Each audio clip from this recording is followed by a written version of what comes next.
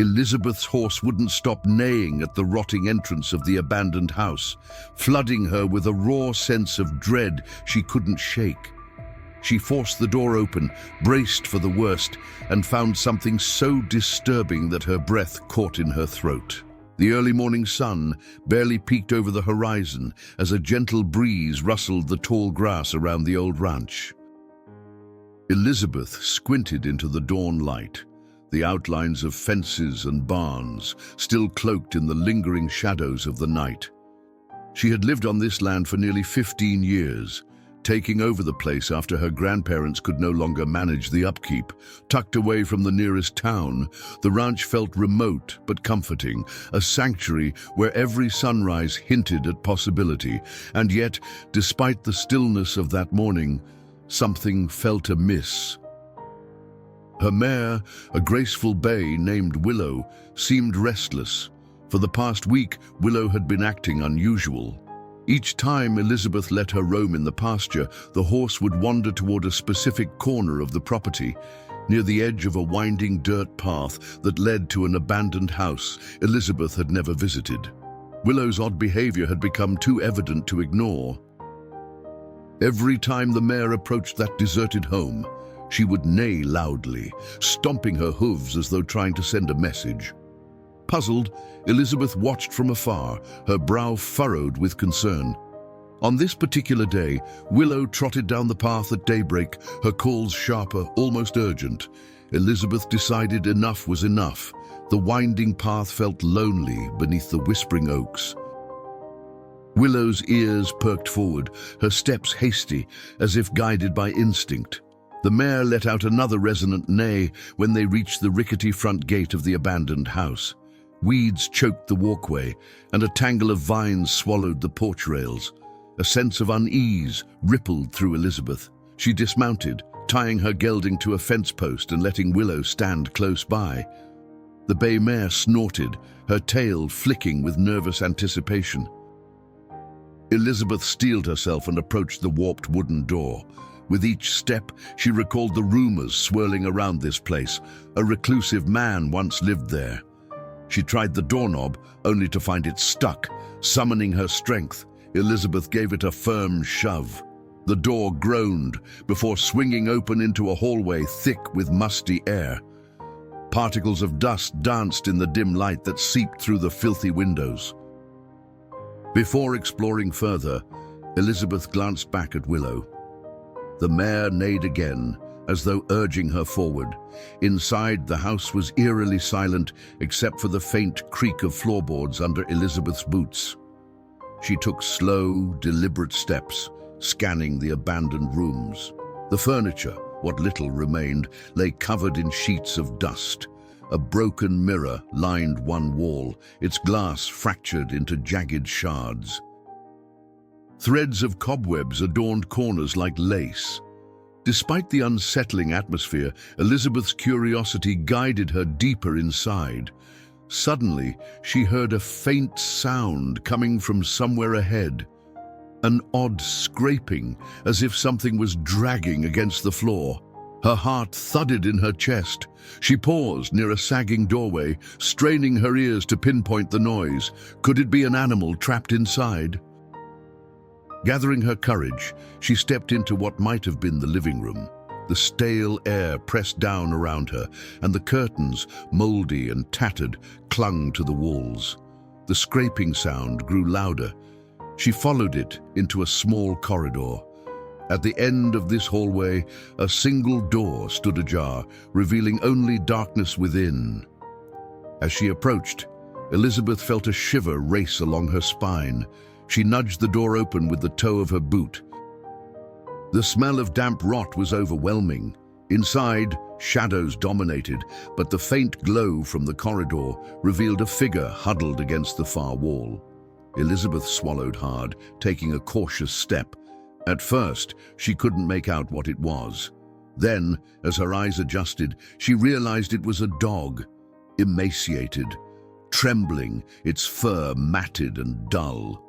The poor creature tried to rise but collapsed with a soft whine. Elizabeth's heart clenched. The dog had been trapped here, surviving who knew how long. She expected it might bark or growl, but the dog simply gazed at her with pleading eyes. Another scramble of paws across the floor signaled its desperation to stand, but it lacked the strength. Elizabeth crouched, extending a hand slowly. The dog recoiled, pressing its thin body against the wall. She whispered comforting words, inching closer until the dog let her rest a gentle palm on its shoulder. She could feel the bones beneath its fur. The dog's breathing was labored, each exhale more of a sigh than a breath. Ignoring the musty environment, Elizabeth carefully scooped the animal into her arms. The dog let out a soft whimper, but it did not resist. As she turned to carry the dog into the corridor's light, Elizabeth's mind raced. How had this creature ended up here? And why did Willow keep neighing at this place, almost as if calling Elizabeth to discover the truth within these walls? She moved quickly back through the house, forging a path out the front door into the fresh morning air. Willow stomped and neighed loudly at the sight of Elizabeth cradling the dog, as though relieved her message had finally been received. With tenderness, Elizabeth set the dog down near the porch to check it for injuries. Tangled fur hid sores and bruises. Around its neck hung a tattered collar. Elizabeth could barely decipher the name tag, Maisie. Her voice caught in her throat. She stroked Maisie's ears, fighting the wave of anger toward whoever allowed this to happen. The dog's eyes fluttered shut, its exhaustion plain. Elizabeth turned to her horses. How would she transport this frail animal back to the ranch? Then Willow surprised her. The mare walked over, nudging Maisie's side with her muzzle. The dog opened its eyes, letting out a tired whine, but did not shrink away in fear. Elizabeth realized Willow had guided her here, as though the mare's senses had detected suffering no one else noticed. She carefully lifted Maisie again and placed the dog before her on the older gelding's saddle, using a spare blanket to keep the animal secure. Willow followed close behind, her stance protective. The journey back felt different than the ride out. Elizabeth's thoughts spun with worry about Maisie's condition. Would she recover? And what deeper secrets might that house hold? She felt an odd mixture of unease and relief. The dog was safe now, away from those dark rooms. Over the next mile, Elizabeth hummed, hoping to soothe the trembling dog. Every so often, Maisie turned her head, gazing up as if grateful. When they reached the ranch, Elizabeth wasted no time. She carried Maisie into the small clinic room she'd set up for minor livestock ailments. Her hands moved swiftly, fetching water, soft towels, and emergency supplies. Although not a trained veterinarian, she had enough experience to stabilize the dog until help arrived. Maisie lapped at the water, her dry tongue making slow progress.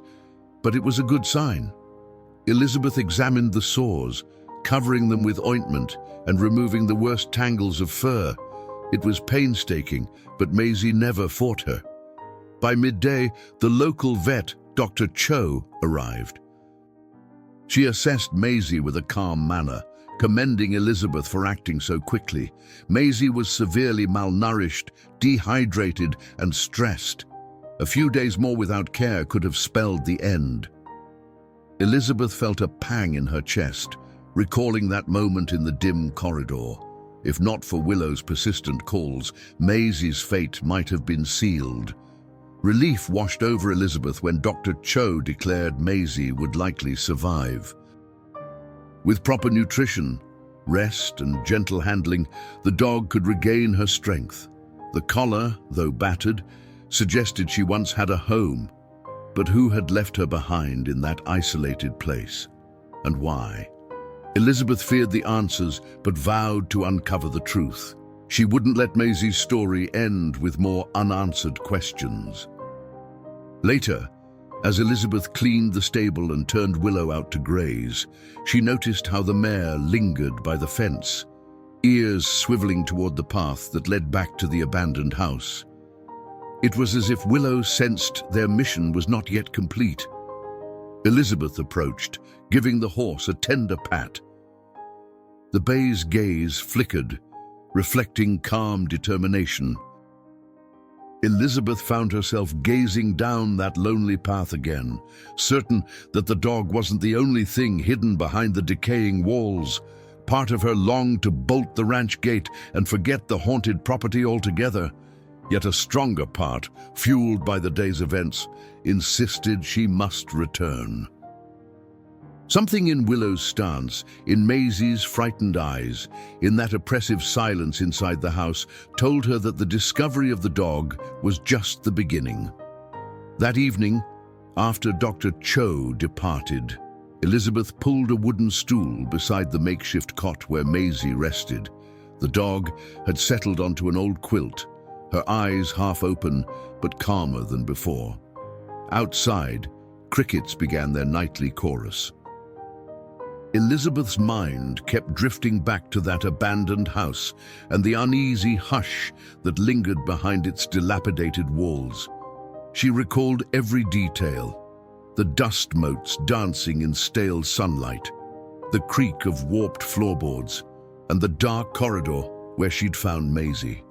Was there more in that lonely place, perhaps other animals suffering or scattered clues left behind by the previous owner? She ran her fingers gently over Maisie's head, murmuring a soft goodnight before leaving the clinic room. Stepping outside, she caught sight of Willow grazing near the paddock. The mare lifted her head, ears swiveling alertly. Though Elizabeth had owned Willow for years, never before had she seen the horse behave so insistently about a single spot. That silent conviction in Willow's eyes, day after day, felt almost like a deliberate message. Elizabeth tugged her jacket closer around her shoulders, wondering if tomorrow she should return to the abandoned house for a more thorough look. Inside the ranch house, she brewed a cup of tea, hoping it might calm the swirl of questions filling her head. The small kitchen was warm, golden lamplight reflecting on the well-worn wooden table. This was the place she usually felt safe, her sanctuary from life's demands. Yet for once, the scent of steeped leaves brought no comfort. She sipped slowly, half listening to the occasional nicker from the barn. Maisie's appearance had changed everything. The idea that a helpless creature lay neglected so close by felt like a weight pressing down. Elizabeth resolved to contact the local authorities in the morning. Perhaps there was a record of who last owned that property. Someone must have known Maisie's story. Sleep proved elusive. Elizabeth drifted in and out of a restless doze, plagued by images of locked doors and faint scraping noises. She woke before dawn, a tangle of bedding at her feet. After dressing quickly in jeans and a flannel shirt, she rushed to check on Maisie. The dog managed a faint wag of her tail at the sight of Elizabeth, prompting a relieved smile. Outside, she found Willow waiting at the gate, tail flicking in the early rays of sun. Elizabeth gave the mare a quick pat, as though promising, "Yes, I'll go back there soon." 2 hours later, after feeding the livestock and ensuring Maisie was resting comfortably, Elizabeth gathered her courage for another visit to the abandoned property. She brought a flashlight, gloves, a small first aid kit, and an old notebook where she jotted down odd clues. Willow was left behind this time, with strict instructions for an eager stable hand to keep an eye on her. Elizabeth's truck rattled over the bumpy dirt road, winding its way to that neglected house. The morning sky was an endless stretch of pale blue. Yet the sight of the house still made her stomach clench. This time, she noticed the yard more carefully. The crooked fence posts encircled what might have once been a modest garden, now overtaken by vines and thistles. A rusted metal sign hung lopsided near the gate, its lettering chipped into oblivion. Elizabeth found herself scanning the ground for paw prints or any signs that other animals might still be roaming. She saw none, but that didn't soothe her nerves. Shaking off a ripple of apprehension, she headed toward the porch. The door, which she'd left slightly ajar the previous day, seemed stuck again. After a few determined shoves, it finally yielded. Stale air greeted her. With the flashlight in hand, she stepped across the threshold. The floor groaned underfoot, dust swirling in the faint light. She ventured deeper, checking each room systematically. A collapsed kitchen area with broken cabinets, a living room strewn with moldy furniture, and a narrow pantry with shelves bowed under the weight of neglect. She found no sign of movement, no hint of another living creature. Down the corridor where she'd found Maisie, Elizabeth scanned every inch of the walls. She spotted deep scratch marks near the doorframe, as if the dog had tried to claw her way out. Anger flared in Elizabeth's chest. Maisie must have struggled for days. Kneeling in the hallway, she turned her flashlight on the floor. Something glinted under a layer of dirt, a small key, chipped and tarnished. She picked it up carefully and tested it in the lock of the room that had held Maisie. It fit, though the key turned stiffly.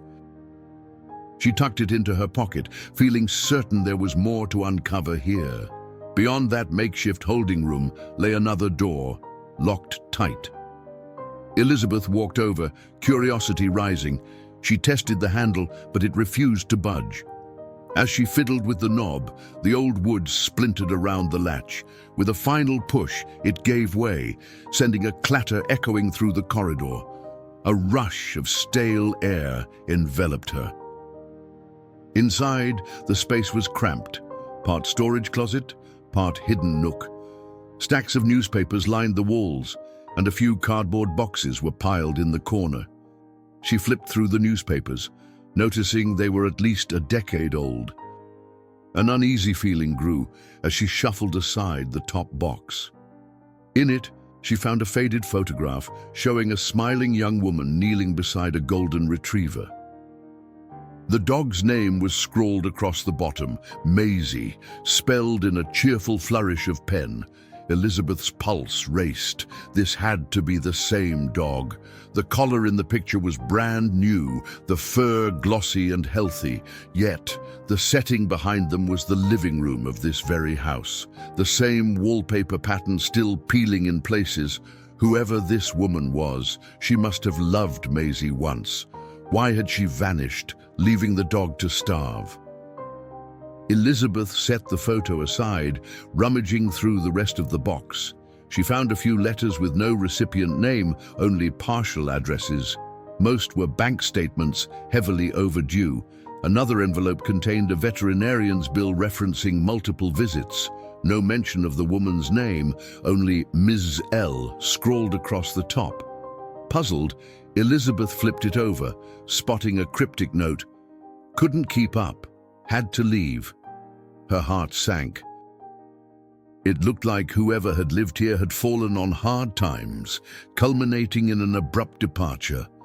She closed the box, taking the photograph and letters to examine more thoroughly back at the ranch.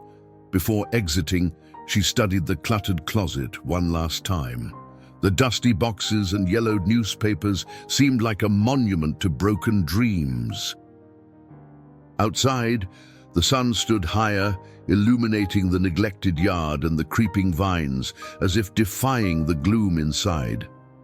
Elizabeth locked the door out of habit, although there was barely a functioning lock left.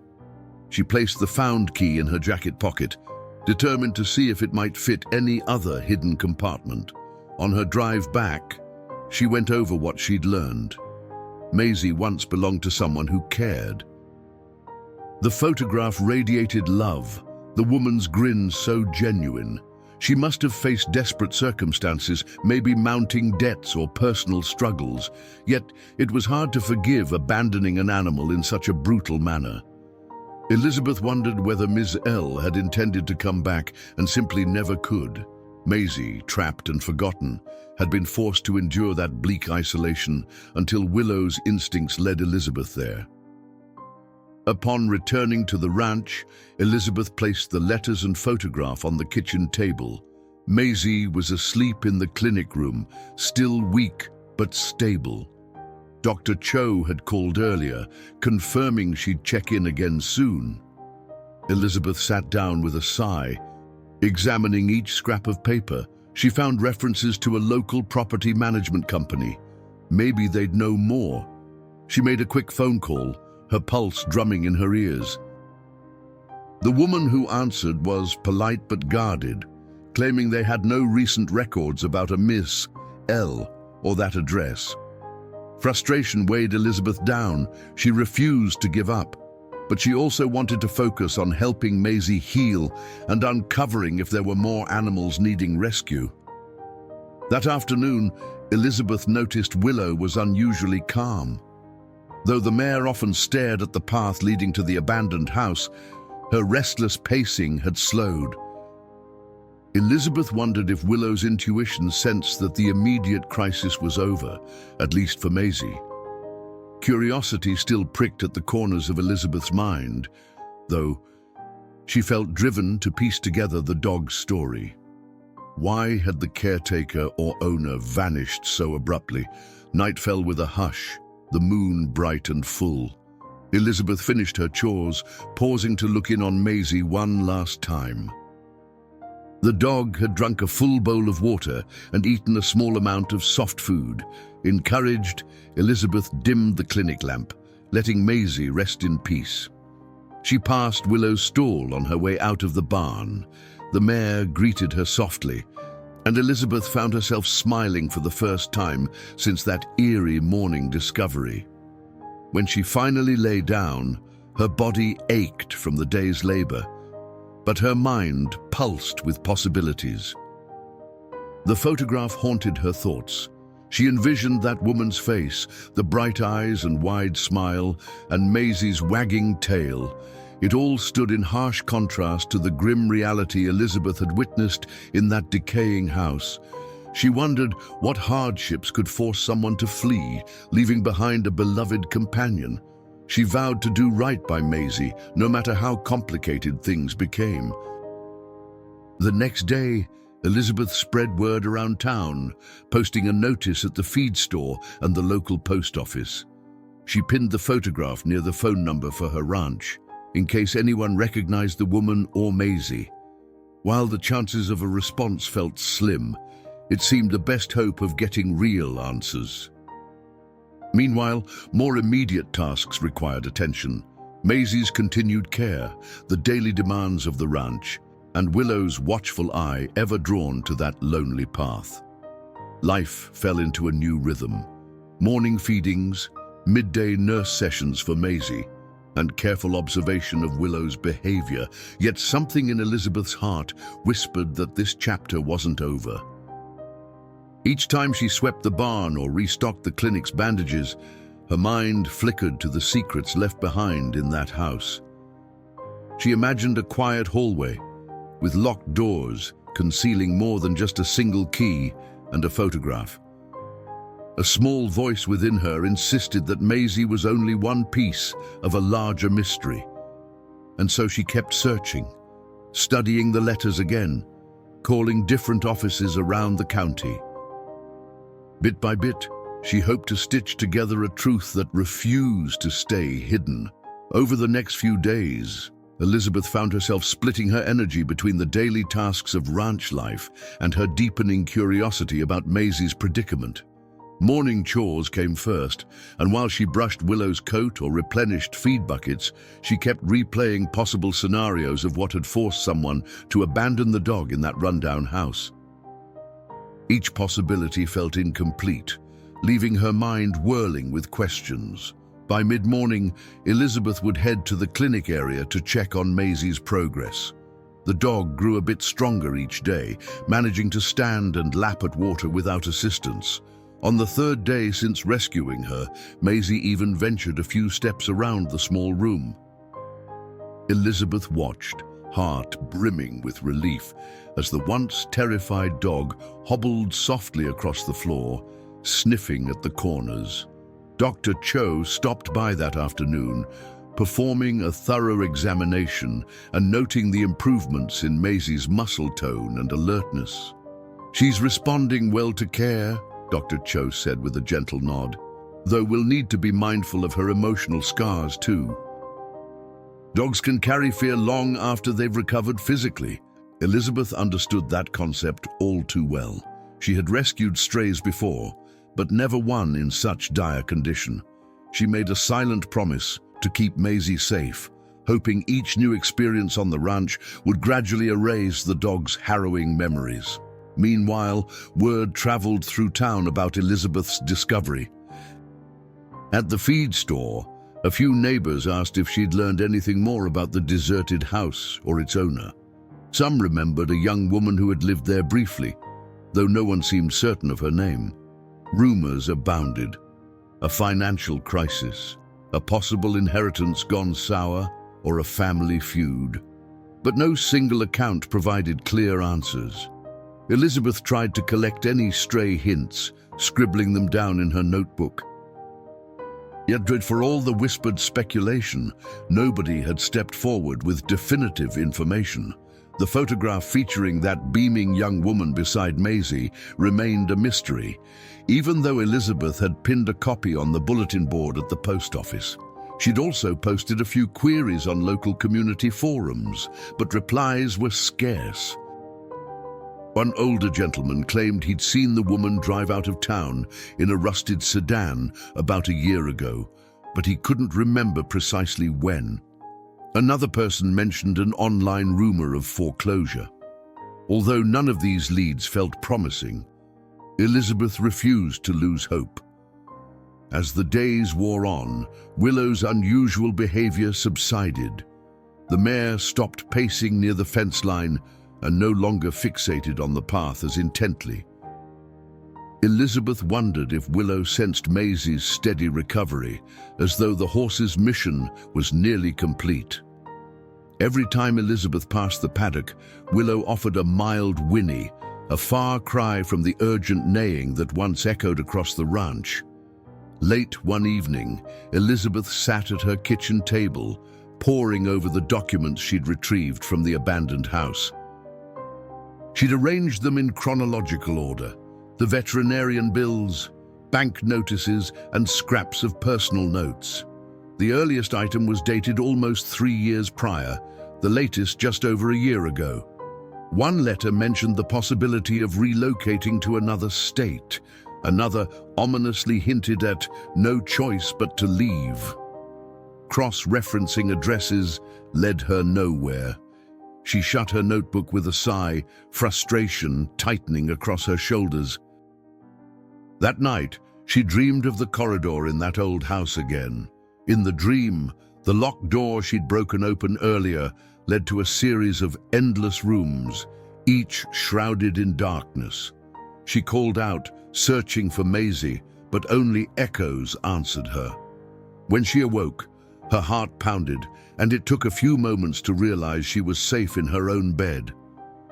Shaking off the dream's dread, she rose early, determined not to let fear overshadow her purpose. She decided to investigate another angle. Perhaps the dog had once been chipped. If the original owner had cared enough to bring Maisie to a vet, maybe they'd also implanted a microchip. Dr. Cho returned that morning, scanning the dog with a handheld device. Elizabeth held her breath, waiting for a beep that might solve the mystery. Nothing. The silence was deafening, though not surprising. "Some folks never bother, Doctor," Cho admitted, giving Maisie a fond pat. "We'll keep looking into any records I can find through my clinic contacts, but it's a long shot." That afternoon, while cleaning stalls, Elizabeth found herself drawn back to the notion of returning to the abandoned property. She didn't expect to discover another trapped animal, but something told her she hadn't unearthed all the secrets. Maybe there were more papers or clues in overlooked corners. She waited until late afternoon, then drove out again with the sun beginning to dip. The air was warm, cicadas humming in the tall grass. She stepped cautiously up the creaking porch, pushing the door open. This time, she carried a lantern instead of a flashlight, hoping the gentler glow might reveal details she missed. Dust still swirled in pale beams of light, and the hush felt eerie. She moved through each room methodically, searching for hidden compartments or lost items.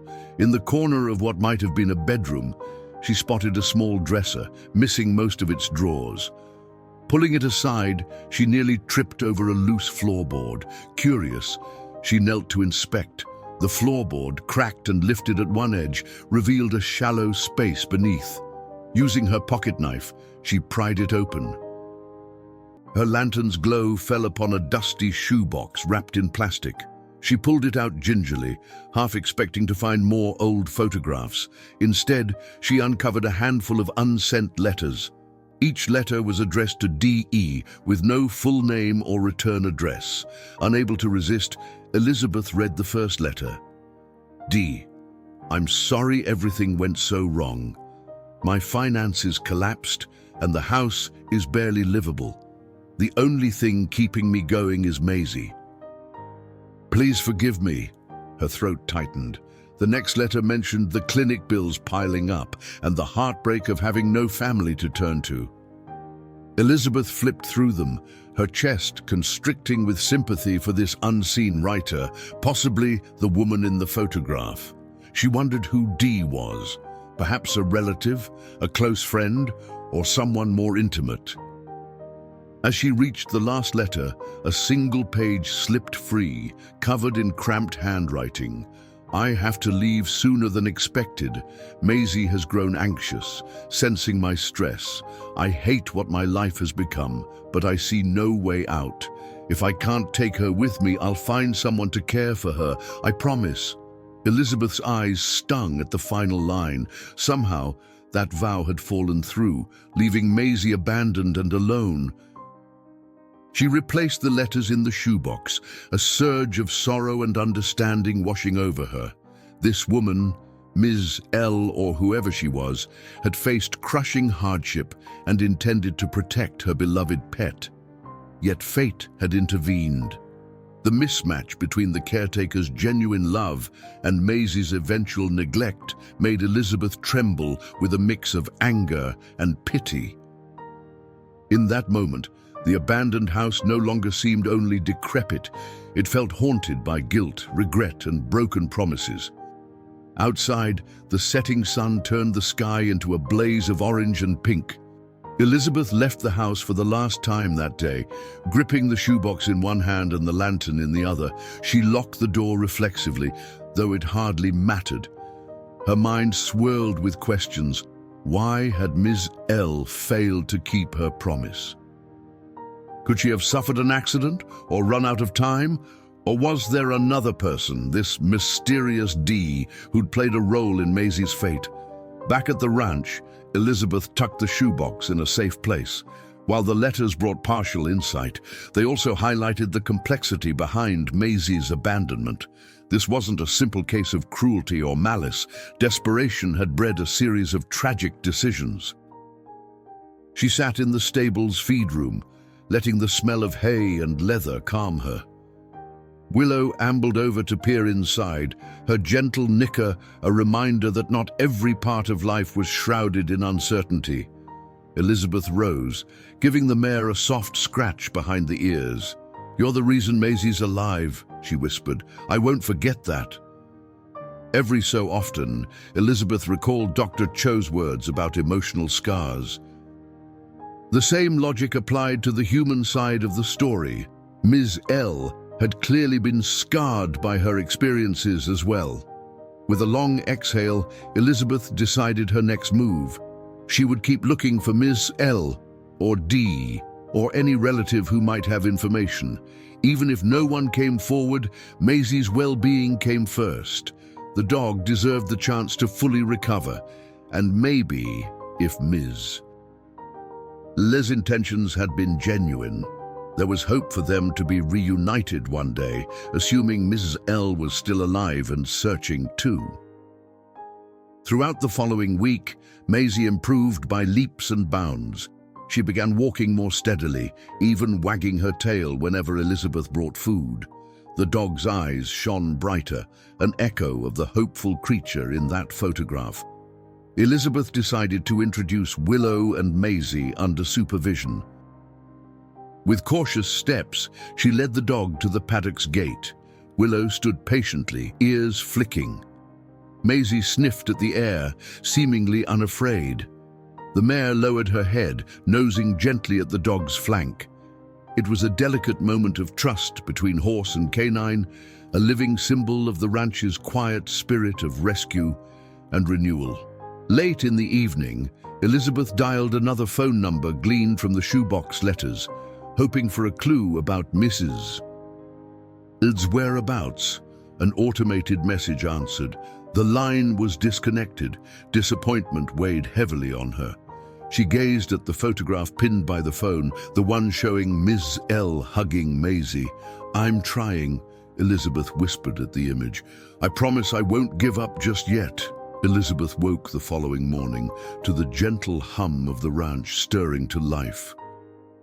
She slipped out of bed while the sky was still a pale canvas of lavender and orange, her mind brimming with the questions left unresolved after her late-night phone call. Although disappointment still weighed on her, no further leads about Ms. L, no one answering the old numbers, she could not shake the sense that she was on the edge of a more significant discovery. The letters, the shoebox, and especially the dog herself, all pointed to a deeper story that deserved to be told. She dressed quickly, then headed outside to begin chores. The air smelled faintly of dew-kissed hay. Sunbeams stretched across the paddock, illuminating Willow's sleek coat as the mare ambled toward the fence. Elizabeth greeted her with a tender scratch behind the ears before moving on to feed the other horses. She couldn't help noticing the settled calm in Willow's posture, a welcome shift from the restless pacing that had guided Elizabeth to the abandoned house. Though the mystery persisted, a measure of peace had returned to the ranch. Inside the clinic room, Maisie watched Elizabeth approach, her dark eyes alert. The dog's tail thumped softly against the bedding. "Morning," Elizabeth murmured, crouching to run a gentle hand along Maisie's neck. Ready for breakfast?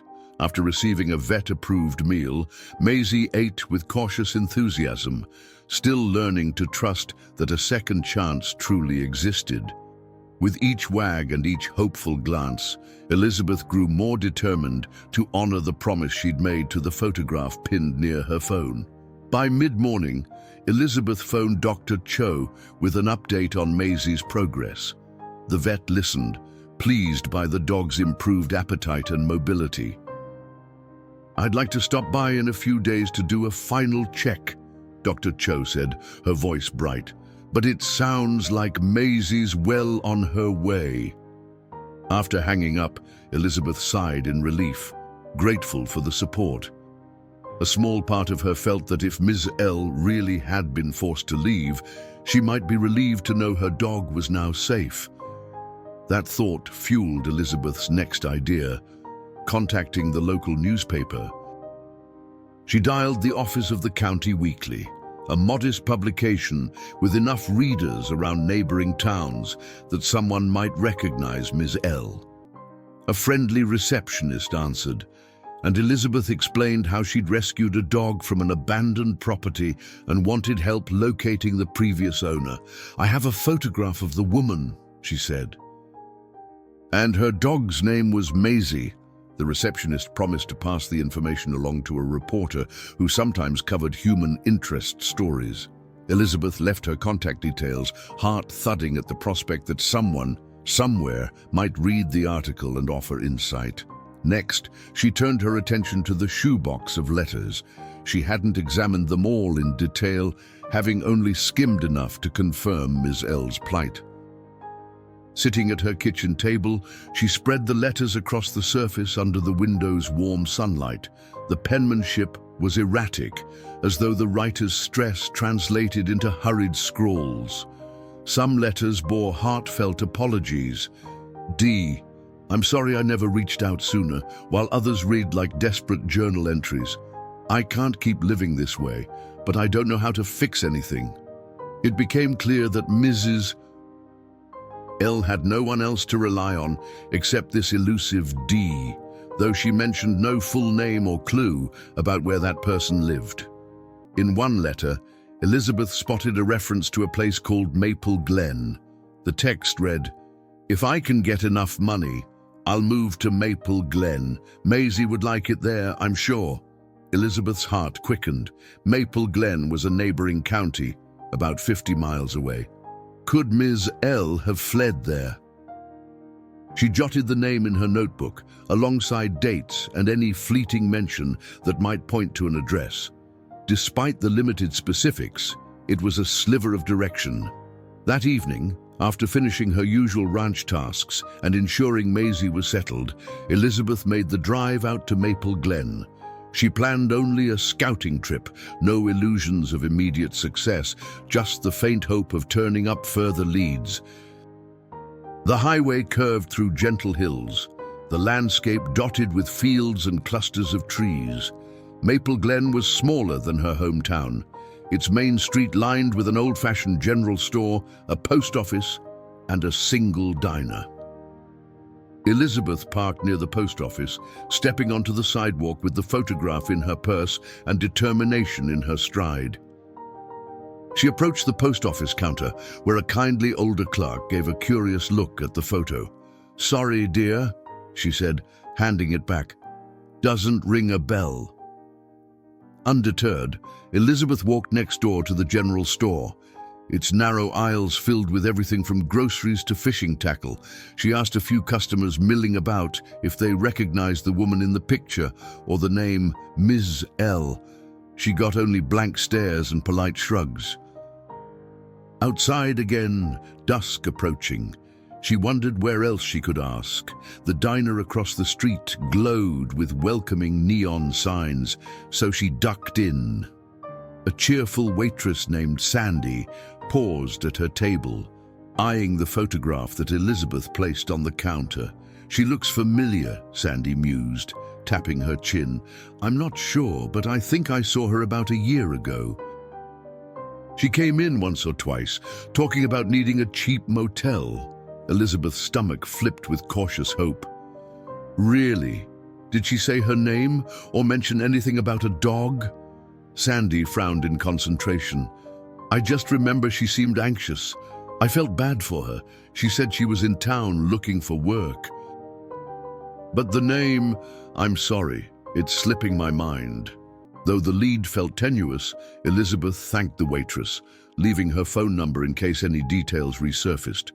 She headed home under a sky spattered with stars, her mind turning over the hint that Ms. L had indeed passed through Maple Glen. Perhaps she'd stayed briefly before moving on. The notion of a never-ending chase unsettled Elizabeth. She didn't want to pry into a stranger's life, but she could not rest while unanswered questions loomed over Maisie's past. Back at the ranch, Elizabeth found solace in her nightly routine. She refilled water troughs, double-checked the barn doors, and made sure Maisie was comfortable. The dog had curled up on her cushion, drifting into a peaceful slumber. Willow lingered by the adjoining stall, occasionally peeking through the half wall, seemingly protective of her new canine friend. Observing them, Elizabeth was struck by how fragile life could be.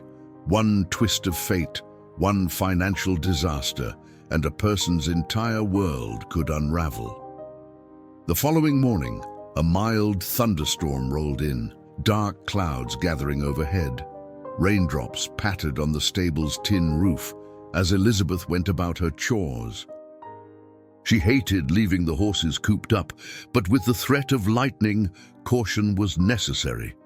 Inside the clinic room, Maisie stirred at the noise, trembling slightly until Elizabeth kneeled beside her. "It's all right," she murmured, stroking the dog's back. Outside, thunder rumbled, making the windows rattle. Gradually, Maisie settled, pressing her muzzle against Elizabeth's palm. With the storm limiting her ranch work, Elizabeth turned again to her phone, calling the newspaper office for an update. The reporter, a woman named Teresa, picked up this time, expressing interest in covering Maisie's rescue as a local feature. Elizabeth felt a tremor of excitement. If more people learned the dog's story, it might reach Miss L or someone who knew her. They arranged for Teresa to visit the ranch the next day to conduct an interview and snap a few photos. When Elizabeth ended the call, her spirits rose. Even if no one came forward, maybe the piece would inspire compassion for animals in need of second chances. Late that afternoon, the thunder gave way to steady rain. Elizabeth took the opportunity to groom Willow. The mare stood quietly, enjoying the attention. Elizabeth's brushstrokes followed a familiar rhythm, calming her own racing thoughts. She remembered how Willow's urgent neighing had led her to discover Maisie. Reflecting on that bond between horse and human brought a sense of peace, a reminder that sometimes events unfolded as though guided by something larger than chance. When Teresa arrived the next day, she was all business, but with a friendly smile and a genuine interest in the story. She took notes while Elizabeth recounted the day she found Maisie, describing how Willow had repeatedly neighed at the abandoned house. Teresa scribbled in her pad, nodding in encouragement. Then she snapped photos of the dog, focusing on Maisie's now brighter eyes and gentler posture. Elizabeth also shared the letters in the shoebox, though she asked Teresa not to print any personal details. She wanted to protect Ms. Lee's privacy, hoping empathy, not sensationalism, would emerge from the article. Before leaving, Teresa assured Elizabeth the piece would be published in the next week's edition, along with a call for anyone with information to reach out. Handing Elizabeth her business card, Teresa said, "I'll let you know if we get any leads." Sometimes people recognize a story like this and come forward out of compassion. Elizabeth thanked her, feeling the pulse of possibility beat more strongly in her chest. By evening, the storm clouds had dissipated and pale moonlight fell across the ranch yard. Elizabeth stepped out onto her porch, taking a moment to soak in the stillness. The events of the last couple of weeks tumbled through her mind, discovering Maisie, stumbling upon the dog's scattered history, and reaching out to strangers in the hopes of finding answers. She recognized that none of it was guaranteed to end neatly. Even if she never located Ms. L.A., at least Maisie would have a safe, loving home. Yet, a small voice inside her insisted that this journey was not quite finished. There were too many coincidences. Willow's relentless call, the letters carefully tucked beneath a floorboard, the references to Maple Glen. Something told Elizabeth that fate, or perhaps just the shared longing of a dog and a distant owner, would not let the story remain incomplete. She exhaled, inhaling the sweet scent of fresh rain, and whispered a silent vow to remain patient. So many questions were still unanswered, and at the heart of it all lay Maisie's bright, hopeful gaze, a testament to survival and second chances. Elizabeth's days settled into a patient but restless rhythm after Teresa's visit. Each morning, she rose with the first hint of sunlight, still wondering whether the upcoming newspaper article would prompt a phone call or message from someone with tangible information. The ranch required her constant care, feeding the horses, refreshing water troughs, cleaning out stalls, and in these familiar routines, she found a comforting sense of normalcy. Still, a quiet tension underpinned each chore, as if she were bracing for something she couldn't quite name. Willow, meanwhile, was back to her easygoing temperament. She greeted Elizabeth at the fence with friendly wickers, flicking her ears as though to say the crisis had passed. Yet in Elizabeth's mind, the crisis lingered, tangled in the letters, the photograph, and Maisie's trusting gaze. On the third day after Teresa's interview, Elizabeth drove into town to run errands, unable to stop herself from lingering at the small newsstand near the grocery store.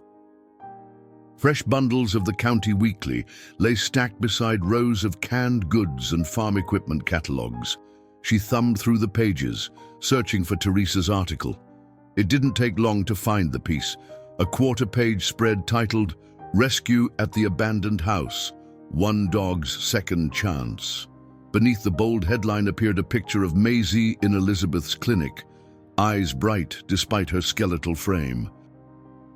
The text recounted how Willow's strange insistence had led Elizabeth to the dog, how the house stood empty, and how a shoebox of letters hinted at a desperate owner who vanished. Teresa had written the story with compassion, omitting personal details that might exploit Miss L's struggles. In closing, the article urged anyone with relevant information to contact the paper or Elizabeth directly. She purchased several copies, feeling a mix of hope and trepidation. Would Ms. L recognize her own story in these lines and reach out?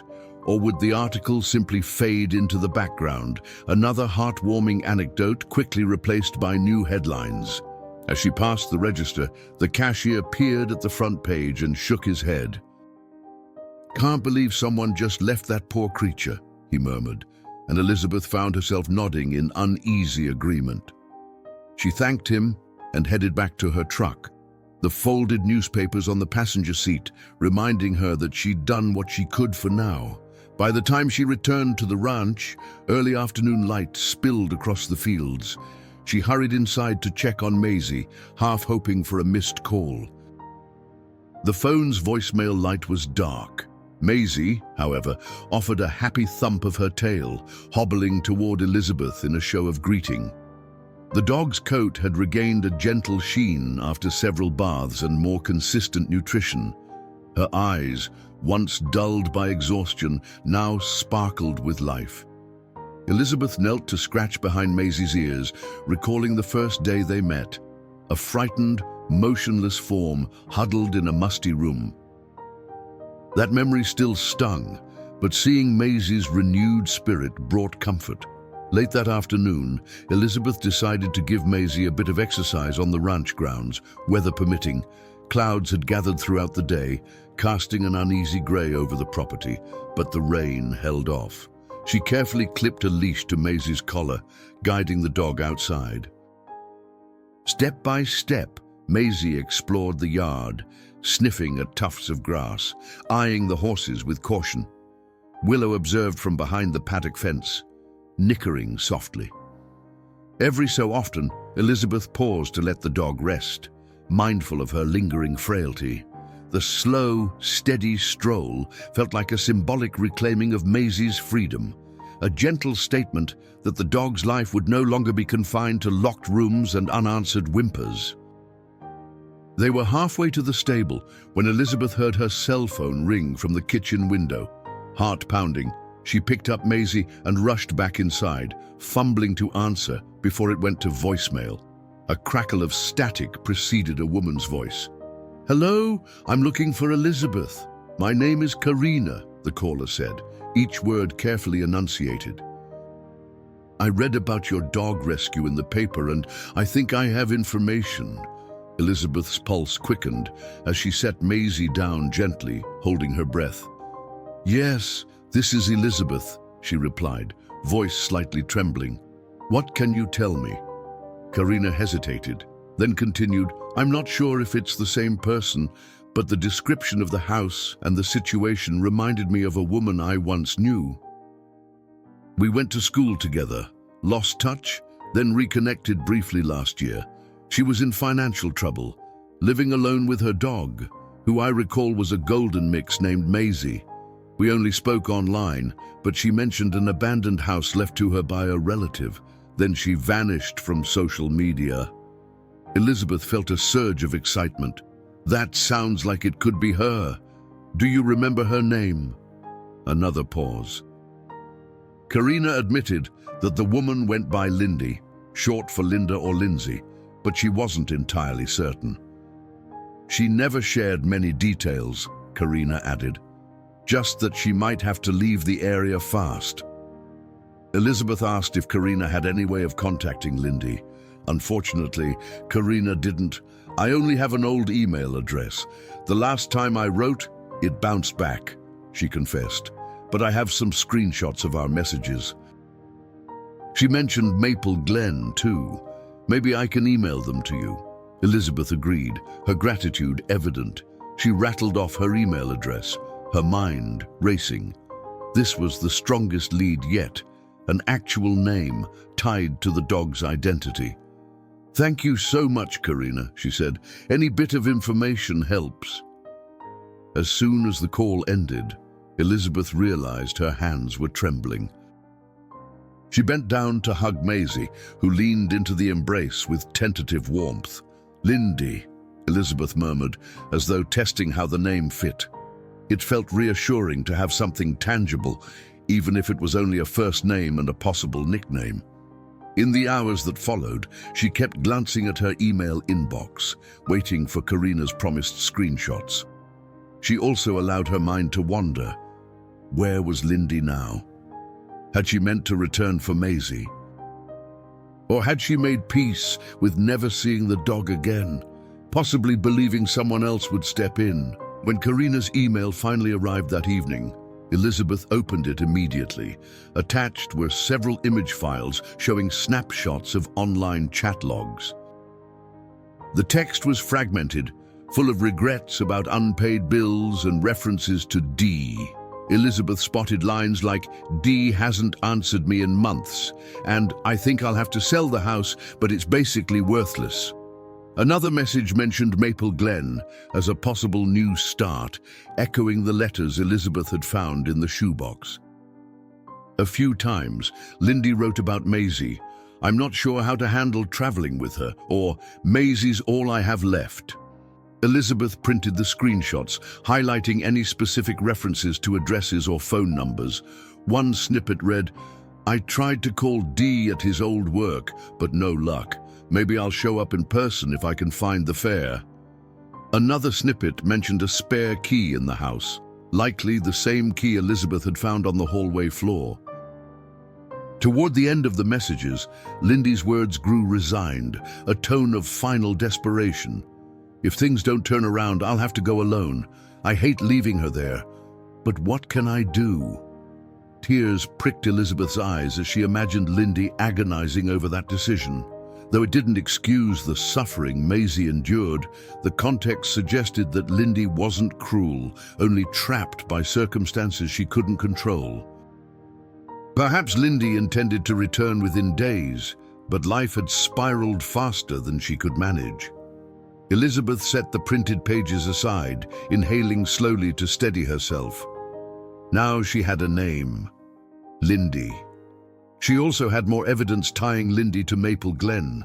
She resolved to push her search further. In the days that followed, Elizabeth balanced ranch responsibilities with this quest. She called every Maple Glen motel within a 20-mile radius, politely inquiring if a woman named Lindy, or Linda, had stayed there about a year ago. Sometimes the response was a curt no, while other times a clerk would check records before returning to say they had no matching name. Elizabeth's patience stretched thinner with each call, but she refused to give up. When friends asked why she worked so hard, she would simply shrug. "I owe it to Maisie. If Lindy's out there and wants to know her dog is safe, I have to try." Meanwhile, Karina's lead opened another door. She remembered that Lindy once mentioned a part-time job at a diner in a nearby town called Clear Falls. Though Karina didn't have the name of the diner, it was another place to check. Armed with a scrap of hope, Elizabeth made a list of possible dining establishments in Clear Falls, strategizing which ones to call first. The phone calls grew repetitive, but each time Elizabeth explained the situation politely, sometimes referencing the newspaper article to establish credibility. Many people were moved by Maisie's story, sharing their own regrets about stray animals or economic hardships, but none claimed to know Lindy. Throughout these efforts, Maisie's health soared. The dog gained weight, her coat shone, and she found new energy to scamper around the ranch yard. Occasionally, she would freeze if startled by a loud noise, ears pinned back as though old fears lingered. But Elizabeth was patient, offering reassurance through calm words and gentle pats. She sometimes wondered if Maisie herself sensed this ongoing search for Lindy, maybe a faint memory of the person who once held her so lovingly in that abandoned house. The dog never seemed anxious about these attempts, remaining content in her new life, as if each day was a precious gift she dared not question. One crisp afternoon, Dr. Cho arrived for the promised checkup. After a thorough examination, the vet concluded that Maisie had recovered remarkably well. "She's strong enough to be spayed soon, if you decide that's best," Dr. Cho advised. "Her emotional wounds still show up here and there, but physically, she's doing great," Elizabeth grinned, relieved. "I'll schedule an appointment once we're sure she's ready," she said. In the back of her mind, she pictured Lindy's letters describing the intense love she felt for this dog. If they ever reunited, Elizabeth hoped Lindy would see how healthy Maisie had become. That night, Elizabeth trudged back to the house, tension carving tight knots in her shoulders. Each day without a breakthrough made the prospect of finding Lindy or Dee seem more remote, yet she couldn't abandon the effort. Maisie deserved closure, and maybe Lindy did too. Stepping into her kitchen, she noticed the red light on her answering machine blinking. Her breath caught. A message. Maybe it was another clue. She pressed the play button, pulse thudding. Static crackled, then a voice spoke with uncertain hesitance. "Hi, this is Gabe. I read about the dog in the local paper. I don't know if it's the same person, but I used to date a woman named Linda a few years back. She had a golden retriever, though I never knew the dog's name. Anyway, I might have some information, so call me back at..." Elizabeth scribbled the number and replayed the message to be sure she captured every digit. As the machine clicked off, hope flared again. Another link in the chain had emerged, and this time it might lead closer to Lindy's whereabouts, or at least to someone who knew her better. Clutching the notepad, Elizabeth sank into a chair. The sense of relief mingled with apprehension. She would have to tread gently, unsure if Gabe was indeed referring to the same Linda. Still, it was a glimmer of possibility she couldn't ignore. She checked the clock, noting it was too late to call him that night without seeming intrusive. Exhaustion tugged at her bones. She decided to wait until the following morning, allowing herself time to think through exactly what she would say. Before heading to bed, she peeked into the clinic room, where Maisie dozed contentedly on her cushioned bed. The dog looked serene, her ears relaxed. Elizabeth's voice dropped to a whisper as she knelt beside her. "We're getting closer," she murmured, letting her fingertips brush gently along Maisie's head. "I can feel it." The next morning, Elizabeth woke up earlier than usual, her pulse still dancing with excitement from Gabe's message. She had tossed and turned throughout the night, imagining every possible scenario. Maybe Gabe was simply an ex-boyfriend of the wrong Linda. Or maybe he held the missing key to everything she had been trying to piece together. She brewed a cup of strong coffee, her thoughts returning to the first time she saw Maisie in the abandoned house. It felt like a lifetime ago, yet the memories were still vivid: dust, darkness, and the desperate look in the dog's eyes. Now, with each new tip, Elizabeth came closer to uncovering the path Lindy, she had to assume Linda and Lindy were one and the same, had followed away from that crumbling property. After feeding Willow and checking in on Maisie, she mustered her courage and dialed the number Gabe had left, her hands just steady enough to press each digit correctly. The phone rang 3 times before a voice answered, cautious but unmistakably the same man from the voicemail. "Hey, thanks for calling back," Gabe said, his tone revealing a hint of relief. "I was worried I'd missed you. Look, I read the article and saw the dog's photo.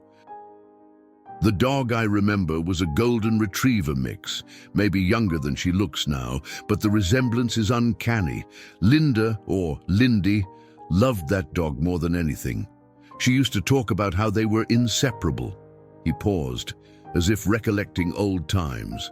Elizabeth listened intently, her gaze drifting to the window where the sky blushed with early sunshine. "Can you tell me more about Linda?" she asked softly. "Did she mention a friend named D.E. or talk about having to leave town?" Gabe exhaled, the sound crackling slightly through the phone.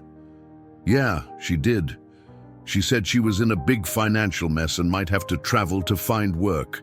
She kept referencing a cousin or half-brother she called D, who'd vanished a few years back. That's what started her spiral."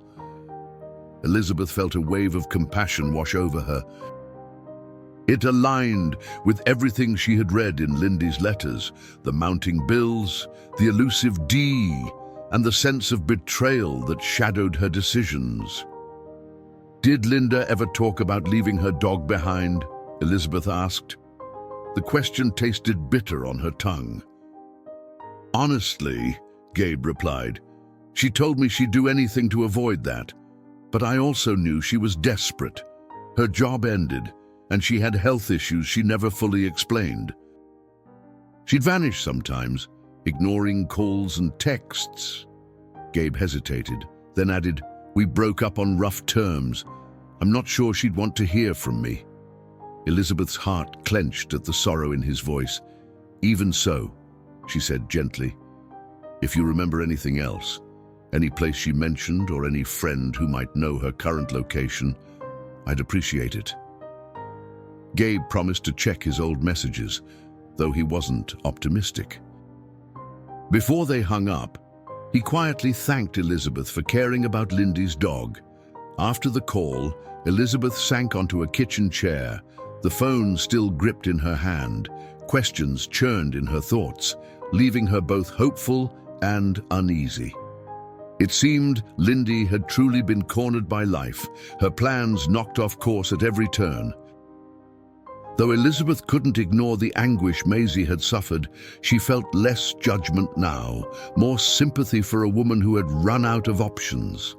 For a while, Elizabeth simply sat there, listening to the hum of the refrigerator and the distant whinny of a horse outside. Finally, she pulled out her notebook and began scribbling down everything Gabe had shared. Linda or Lindy, possible health issues, elusive half-brother named D, financial ruin. Then she added the important detail. Lindy wouldn't have abandoned Maisie unless she saw no alternative. That notion steadied Elizabeth's heart, reinforcing her mission to piece this puzzle together. If Lindy was alive, maybe she believed her dog was lost forever. Sunlight filtered through the window, illuminating the scrawls in her notebook. A spark of determination flared within Elizabeth. She rose, setting aside her coffee cup, and grabbed the truck keys. Maybe if she visited Maple Glen again or reached out to a few new leads, she could close the gap. Glancing at the clock, she decided to head out as soon as she finished feeding the animals. She found Willow in the pasture, the mare's glossy coat shining in the light. Stroking the horse's neck, Elizabeth felt gratitude surge through her. Without Willow's persistent neighing, Maisie would have died in that abandoned house, and Lindy's story might never have surfaced. After refilling water troughs, Elizabeth made sure Maisie was comfortable. Dr. Cho had cleared the dog for short outings, so Elizabeth placed her in the passenger seat of the truck, hoping the open road might relax them both. Together, they set off for Maple Glen, the wind ruffling Maisie's ears as she gazed out the window. They arrived in Maple Glen mid-morning, stopping first at a local diner whose sign read "Country Cookin'." Maisie trotted beside Elizabeth on a leash, sniffing the flower pots by the entrance. Inside, the aroma of bacon and coffee mingled in the air. A friendly waitress named Mel offered a booth. Elizabeth, glancing at Maisie, asked if it was okay to keep the dog near her. Mel grinned, mentioning she had a soft spot for rescued animals. Once settled, Elizabeth cautiously asked if the name Linda or Lindy rang a bell. Mel frowned in thought, but nothing came to mind. Undeterred, Elizabeth sipped her coffee and recounted the story of discovering Maisie, even pulling out a copy of Teresa's newspaper article. By the end of the tale, Mel promised to ask other staff and regulars if anyone recalled a woman fitting Lindy's description. Though there were no immediate answers, Elizabeth felt a glimmer of hope in the waitress's genuine concern. Before leaving, Elizabeth pinned another copy of the article on the diner's community board, hoping someone might recognize the photograph of Lindy with Maisie. She then drove to the motel she had visited during her last trip, where the elderly clerk remembered her. Once again, he checked the registration records, but found no one named Linda or Lindy. Elizabeth thanked him anyway, leaving her contact information just in case. From there, she and Maisie strolled through the small town's main street. Despite the string of dead ends, she refused to let discouragement take hold. The crisp air bristled with the scent of changing seasons. Autumn was on its way, turning Maple Glen's trees into bursts of gold and red. Maisie seemed content to explore, her tail gently wagging. Seeing the dog's transformation reinforced Elizabeth's resolve. Even if they never found Lindy, at least Maisie had a chance at a happy life, surrounded by kindness rather than neglect. On the ride back to the ranch, Elizabeth couldn't ignore a pang of disappointment. She glanced at Maisie, curled on the seat, resting her chin on the windowsill.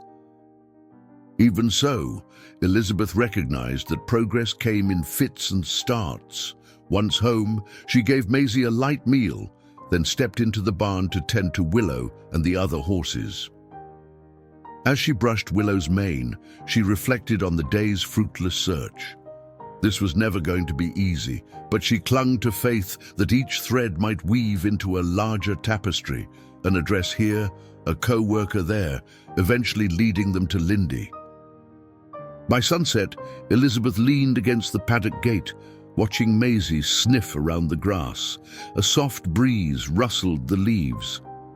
Though no new answers had emerged, hope was not lost. With each small gesture, another call, another notice pinned, Elizabeth believed she was edging closer to the final missing piece. For now, patience was all she could offer. The next morning, as she carried bales of hay out to the paddock, her phone buzzed in her pocket. She nearly dropped the hay in her haste to answer, her pulse surging with anticipation.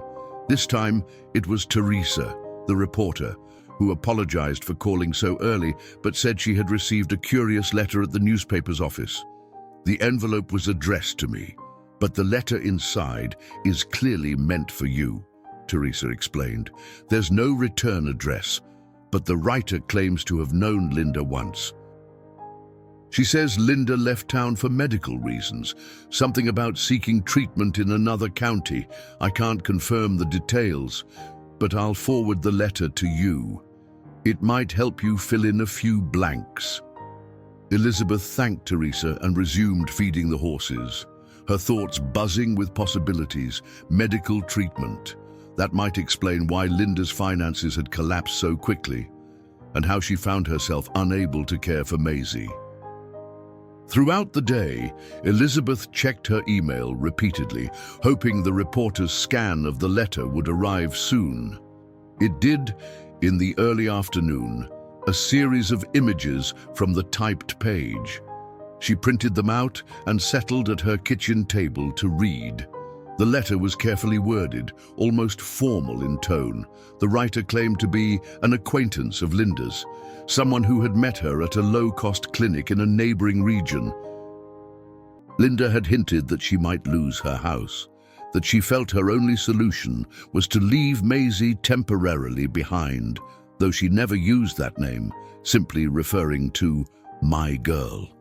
According to the letter, Linda had stated she would return as soon as her treatment ended, but apparently her condition required more specialized care in yet another facility. She tried to leave a spare key with a neighbor, but that person moved away too, the writer added. Elizabeth read each sentence with care, her sympathy for Linda continuing to deepen. The final lines, however, offered no direct link to Linda's current whereabouts, only the suggestion that she might have traveled several hours south to pursue advanced medical help. In the following days, she did more online searching, focusing on medical facilities south of Maple Glen and scanning patient support forums to see if Linda had posted about her dog. But with only a first name and scattered references, the search was akin to finding a needle in a haystack. Meanwhile, Gabe left another message. He dug through his old phone records and turned up a different phone number for Linda, though he admitted it was likely defunct. He texted it to Elizabeth anyway, along with an apology for not being more helpful. Elizabeth tried the number that evening, feeling that familiar surge of hope. It rang 3 times. Then a mechanical voice announced the line was disconnected. She closed her eyes, swallowed her disappointment, and reminded herself that every call was worth trying. One afternoon, her neighbor Janine said, "I meet a lot of people who struggle with housing and healthcare. I'll ask around, see if anyone has heard of Linda or recognized her picture." Elizabeth showed Janine the photograph of Linda hugging Maisie, the same hopeful snapshot that now felt like a relic of a different life. The nurse took a moment to study Linda's features, then gave a sympathetic nod. "You never know," she said softly. Sometimes word of mouth spreads further than we realize. Over the next week, Elizabeth's phone calls and online messages continued to multiply. She set up an email account solely for Linda inquiries, hoping that if Linda or someone who knew her was out there, they might stumble upon the address in the article or via community boards. Yet as summer inched toward autumn, with cooler evenings and changing leaves, no breakthrough arrived. Elizabeth tried not to let frustration take root, focusing instead on the tangible progress of Maisie's recovery. The dog now roamed the property freely, returning to Elizabeth's side with a joyful bark whenever called. On one particularly crisp morning, Elizabeth paused at the paddock to watch Willow canter across the field. Something about the mare's movement, full of grace and power, reminded her of that fateful day when Willow had insisted so loudly that Elizabeth follow. She recalled how a single act of empathy had saved Maisie's life. Though Linda's story remained unfinished, Elizabeth believed empathy could bridge the remaining gaps. She whispered a thanks to Willow, who tossed her head in reply as if acknowledging the memory. That afternoon, Elizabeth settled at the kitchen table once more, determined to review all her notes and see if she'd missed a crucial clue. Each letter from the shoebox, each snippet from Karina's screenshots, every reference from Gabe, the mysterious typed letter, and now the mention of specialized medical care in another county. As she reviewed them, she realized none indicated Linda had fully given up on Maisie. If anything, they confirmed Linda's heartbreak at the prospect of leaving her behind. Elizabeth closed her eyes, imagining Linda lying in a hospital bed somewhere, possibly grieving the dog she assumed was lost. Her phone suddenly rang, shattering her reverie. This time, the caller ID was blocked. She picked up on the second ring, voice unsteady with anticipation. A pause crackled on the line before a woman's voice emerged, breathy and uncertain. "Elizabeth, I read the article about the abandoned dog. I think I might have known her owner, but I need to be sure." Elizabeth's heart leapt. "Yes, this is Elizabeth. Who am I speaking with?" The woman hesitated. "Call me Sarah for now. I used to be Linda's roommate years back. I saw the piece in a friend's copy of the county paper. Linda and I parted ways, but I recognized Maisie's name." Linda always adored that dog. Elizabeth leaned forward, gripping the phone. "Do you know where Linda might be?" Another long pause. "I'm not entirely sure. Last I heard, Linda was traveling to stay with an old friend in Clear Falls. But that was months ago. If she's still there, she might be living in some short-term housing. I'll try to get you an address. Elizabeth's voice caught with relief. Thank you, Sarah. Anything helps. I'm just trying to let her know Maisie is alive and well. Sarah exhaled audibly. Linda didn't want to leave Maisie. She told me once that if she had any other choice, she would have taken the dog. Please don't think badly of her. Life cornered her. She probably assumes Maisie didn't survive. Tears stung Elizabeth's eyes. I understand. Tell Linda that Maisie is safe and that if she wants to see her, we'll do everything we can to help. The line went quiet before Sarah whispered, I'll do what I can, I promise. Then she hung up. Elizabeth remained standing by the phone, her mind swirling with fresh possibilities. Clear Falls, another mention of that name, the same place Gabe had indicated Linda might have worked. It seemed the puzzle was converging on that town. She glanced at Maisie, who lay content on the rug, blissfully unaware of how close they might be to reuniting her with the woman who once cherished her. Elizabeth prayed that Sarah would follow through. One more chance at closure, maybe at redemption for a situation that had spiraled beyond control. The days after Sarah's phone call felt like a turning point for Elizabeth. Though her conversations with Gabe, Karina, and neighbors had gradually filled in Linda's story, Sarah's promise of a Clear Falls lead gave Elizabeth new energy. She checked her phone often, hoping for precise information. Each morning, she woke thinking maybe today was the day. Yet no further calls came from Sarah. Meanwhile, Elizabeth continued her research, scouring Clear Falls directories and bulletin boards. She found nothing concrete but refused to lose faith. More than ever, she sensed Linda was out there, unaware of Maisie's transformation from a starving creature into a healthy, joyful companion. That same week, Elizabeth began noticing changes in Maisie's behavior.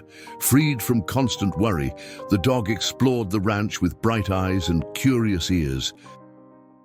Sometimes Elizabeth would spot Maisie sniffing around the barn, tail wagging timidly whenever Willow strolled by.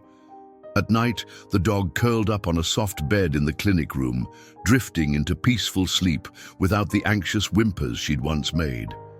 Observing this progress, Elizabeth felt renewed conviction about reuniting Maisie with Linda if it was still possible. Even if Linda never showed, Maisie deserved the chance at closure.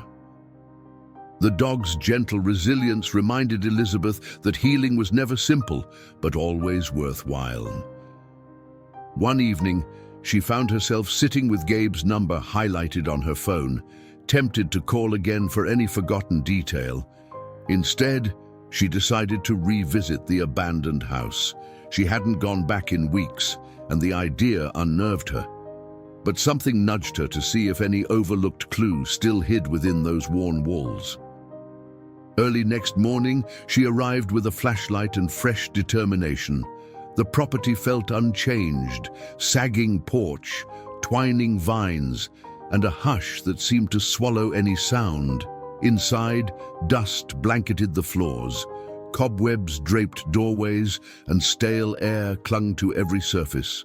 She methodically retraced her steps, checking closets, empty drawers, and cracked floorboards, hoping for one more scrap of Linda's life left behind. Nothing new emerged until she reached the small room where Maisie had once been trapped. Gazing at the scratch marks on the doorway, she felt both anger and sadness. She remembered Linda's letters mentioning her guilt and desperation. A makeshift shelf in the corner caught Elizabeth's eye. A tattered notebook lay wedged behind an overturned vase. Carefully, she pulled it free. The cover had water damage, and the pages were yellowed. Inside, scrawled notes resembled diary entries, raw, unpolished thoughts that Linda must have penned in her final days here. Elizabeth's hands trembled as she realized she'd uncovered a piece of Linda's mind left behind in the chaos. She gently flipped through the pages, scanning entries that spoke of late notices, telephone calls with bill collectors, and repeated references to an elusive appointment at a specialty clinic. Fear and regret bled through every sentence. One page read, "Maisie deserves better, but I can't see a way out." Another simply pleaded, "Please, Dee, come back. I need you. Don't abandon us." Elizabeth's throat tightened at the raw emotion pouring from the entries. Carefully, she placed the notebook in her bag, determined to study it later for any clue about Linda's next steps. Even one date or address might nudge her search forward. Back at the ranch, she took a quiet afternoon to comb through the notebook line by line. Maisie lay at her feet, occasionally thumping her tail as if sensing Elizabeth's focused intensity. Gradually, Elizabeth pieced together a rough timeline. Linda's last entries described an impending trip to Clear Falls for some form of therapy or procedure. Though details were vague, a single phrase stood out: "Check into Mercy House if all else fails." Searching online, Elizabeth discovered Mercy House was a small charitable facility offering temporary lodging for patients with medical needs.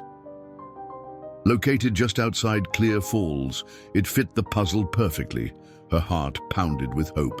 The next morning, Elizabeth called the main number for Mercy House, explaining she was searching for a woman named Linda who might have stayed there months ago. The receptionist sounded sympathetic, but cited privacy policies. She couldn't confirm or deny anyone's presence. Undeterred, Elizabeth asked if she could leave her number with a note requesting Linda contact her if she was indeed a resident. The receptionist agreed, though her voice carried gentle caution. "We can't guarantee anything. People come and go based on their treatment." Still, Elizabeth felt she'd inched closer. She spent the rest of the day quietly tending the ranch, each task underscored by anticipation. Days slipped by without a call from Mercy House. Occasionally, Elizabeth dialed the main line again, gently inquiring if any resident had recognized her request.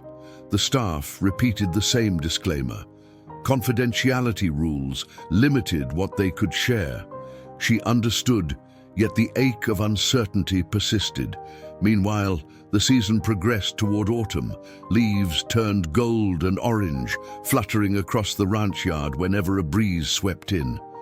Maisie seemed invigorated by the cooler temperatures. Some afternoons, Elizabeth let her tag along for short rides on Willow, the dog trotting beside horse and rider with surprising ease. Though Linda's whereabouts remained elusive, Elizabeth clung to these moments of simple joy as proof they were on the right path. One crisp afternoon, just as Elizabeth finished grooming Willow, her phone vibrated. The caller ID showed an unknown number, and her heart lurched. She answered to hear a soft, trembling voice. "Hello, I'm calling for Elizabeth. My name is Lily. I volunteer at Mercy House. I saw your note and recognized the name Linda. She was here, but she left a few weeks back." A wave of conflicting emotions swept Elizabeth. "Do you know where she went?" Lily hesitated. "She mentioned staying with a friend somewhere outside town while she waited for more test results. She didn't give an address. But she did say she missed her dog every day." Elizabeth's throat closed with sudden emotion. She pictured Linda confiding her longing for Maisie in the corridors of Mercy House. "Please, if Linda returns or contacts you, let her know Maisie is safe and well," Elizabeth said. "I'll do everything possible to help them reunite." Lily promised she would pass on the message. After ending the call, Elizabeth stood in the barn, gazing at Willow and Maisie trotting across the paddock. Though Linda remained just out of reach, this new information felt like progress. Linda was searching for healing while missing her beloved dog, unaware their second chance was so near. Elizabeth exhaled, stroking Willow's mane as a gust of autumn air rustled through the rafters. Despite so many unknowns, She sensed they were on the verge of something miraculous. That evening, Elizabeth returned to the house, heart swirling with optimism. She prepared Maisie's dinner, then stepped into the clinic to watch the dog eat with eyes. Grief mingled with gratitude in her thoughts, imagining how Linda might feel upon learning that Maisie had not only survived but thrived. Though the final pieces of the puzzle remained elusive, each new conversation reinforced Elizabeth's belief that fate was guiding them toward a reunion. Before bed, she reread Linda's notebook, lingering over the entries pleading for Dee to return. If only she could confirm who Dee was, maybe that relative might know Linda's current whereabouts. Yet even without that crucial detail, Elizabeth felt a conviction stirring in her chest. She would not abandon the quest. With Maisie asleep and Willow calm in her stall, Elizabeth realized she had come too far to lose hope now. The ranch lights blinked off, and a gentle moonlight bathed the fields, illuminating the promise of another day of possibility. Somehow, she knew Linda's story was still unfolding just beyond reach, and that soon their paths would cross again. The next morning dawned chilly, with a fine mist floating above the fields. Elizabeth, wrapped in a thick sweater, made her rounds through the barn before sunrise. She checked on Willow, then brought Maisie a small breakfast.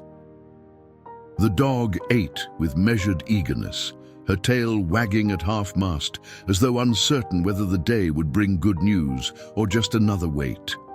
Elizabeth patted Maisie's head, still marveling at the transformation in this once frail creature. Though Linda remained out of sight, Elizabeth clung to the knowledge that Lily at Mercy House had spoken to her only weeks ago. The pieces were close to aligning, they just hadn't clicked into place. After tidying the stalls and refreshing the horses' water, Elizabeth headed back into the house, determined to review Linda's notebook again. She had lingered on the final pages before, searching for direct references to Mercy House, or any mention of how long Linda intended to stay there. Now, with new eyes, she checked for smaller details she might have overlooked. One note mentioned Linda's determination to pay back every debt, including the emotional ones, as soon as she got on her feet.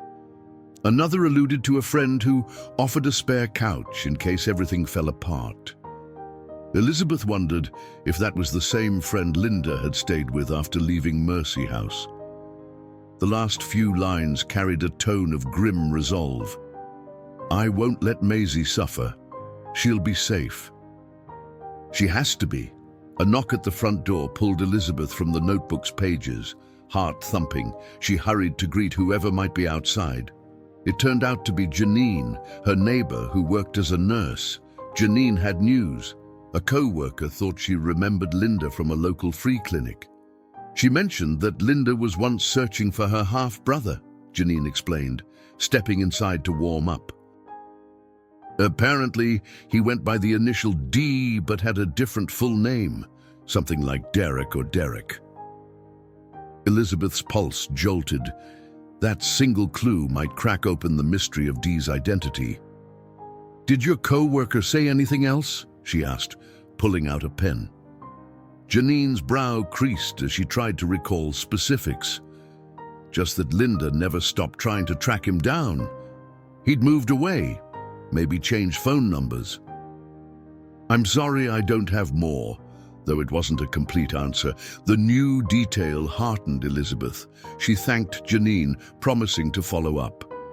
After her neighbor left, she turned to her phone and searched for people named Derek or Derek in the surrounding counties, focusing on those who might share Linda's last name, though she only had guesswork about that too. Predictably, she turned up dozens of possibilities, few of which included contact information. Still, she saved every mention on a sheet of paper, telling herself that even an impossible task could become feasible one step at a time. A few hours later, the phone rang again, another unknown number. Elizabeth's heart leapt. She snatched the phone off the cradle, breath unsteady. "Hello," she managed, pressing her free hand against her chest. On the other end, a raspy male voice introduced himself as Hank. He claimed he had read the piece in the newspaper and once worked at the same warehouse as a Linda who fit the description. She was trying to pick up extra shifts, Hank recalled. Always talked about how she'd do anything for her dog, but life was hitting her hard. Then one day, she just stopped coming to work. Elizabeth asked if Hank had any address or phone number. The man sighed, rummaging through what sounded like papers. Eventually, he read off a half-finished address that Linda had once written on a sign-up sheet for employee benefits. The address was in a rural area near Clear Falls, though Hank admitted he wasn't sure if Linda had ever actually lived there. Elizabeth thanked him profusely, her handwriting hurried as she jotted down the partial address. The day was shaping up to be a torrent of leads and partial hints. Taking a deep breath, she typed the address into an online map service. A pin dropped onto a lonely stretch of road, flanked by farmland and a scattering of small houses. It struck Elizabeth as the kind of place Linda might have sought, quiet, away from prying eyes, perhaps cheap to rent or a friend's spare property. Hope spurred Elizabeth to action. She coaxed Maisie into the passenger seat of her old truck. The dog, growing more confident with every ride, hopped in eagerly, sniffing at the windows. Willow watched them from the paddock, ears pricked as though curious where they were off to. Elizabeth drove for nearly an hour, passing fields turned copper and bronze by the shifting season. Occasionally, she glimpsed a few cows or horses grazing in the distance. Her mind kept whirling with the possibility that Linda might be at the end of this journey, or perhaps had once been there, leaving behind only a trail of memories. Finally, the GPS led her to a narrow gravel road, each bump jostling the truck. She squinted at the numbers on mailboxes, searching for any that matched the partial address Hank had provided. Eventually, she found a mailbox with faint, peeling digits. She parked, scanning the property. A humble, single-story house with a sagging roofline sat at the end of a short, weed-choked driveway. No signs of life stirred in the windows. Heart pounding, Elizabeth hesitated before unbuckling her seatbelt. Maisie whimpered softly, as if sensing Elizabeth's nerves. "It's all right, girl," Elizabeth murmured. "We'll just see if anyone here knows Linda." Stepping out, she walked up the path, noticing a broken porch swing off to one side. The door had chipped paint and a drooping handle. Elizabeth knocked gently. At first, there was no response. She knocked again, a bit louder, and heard faint shuffling inside. After a few suspenseful seconds, a tall woman opened the door, her expression wary. "Yes?" she asked, eyes flicking to Elizabeth's truck and then to Maisie, who sat waiting. Elizabeth introduced herself, keeping her voice calm. She explained she was searching for Linda, who might have stayed here or used this address. The woman tensed. "Linda, I only knew her briefly," she admitted in a guarded tone. "She crashed here a few nights, then moved on. That was at least 2 months ago." Elizabeth's heart soared at the confirmation. "Do you know where she went?" The woman leaned against the doorway. "Said she was hoping to reconnect with a relative or friend. She left me a phone number, but when I called, it was disconnected." She rubbed her arms as if chilled by the memory. "She seemed sick, and she cried a lot about leaving her dog behind. I offered to help, but Linda just shook her head, saying she wouldn't burden anyone else." Elizabeth swallowed the lump in her throat.